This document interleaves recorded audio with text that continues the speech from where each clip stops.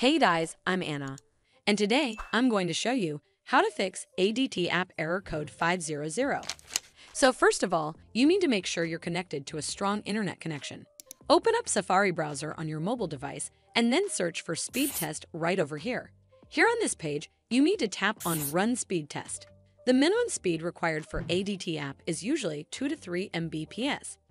So if it's anywhere near or above this number, that's fast enough. If your internet speed appears to be unreasonably low, then you may need to contact your internet service provider for help. This should fix the issue, but if it doesn't, then you need to make sure you're running the latest version of the app.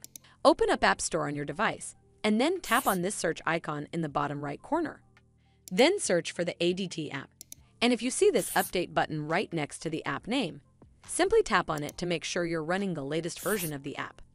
But if you still encounter this issue, then you need to clear App Cache. Go to your device settings and then scroll all the way down to General and tap on it. Then tap on iPhone Storage. From here, search for the ADT app and then tap on it. Once you're on this screen, you need to tap on Offload App. Tap again to confirm. It'll take a bit for processing, and then a reinstall button will show up. Simply tap on it to reinstall the app. This should fix the issue, but if it doesn't, then you need to completely reinstall the app. Follow the on-screen instructions to navigate all the way to the app page. Once you're on this screen, tap on Delete App to uninstall the app from your device.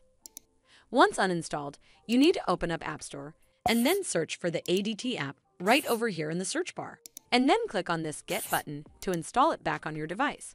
Well, that's how you fix ADT App Error Code 500.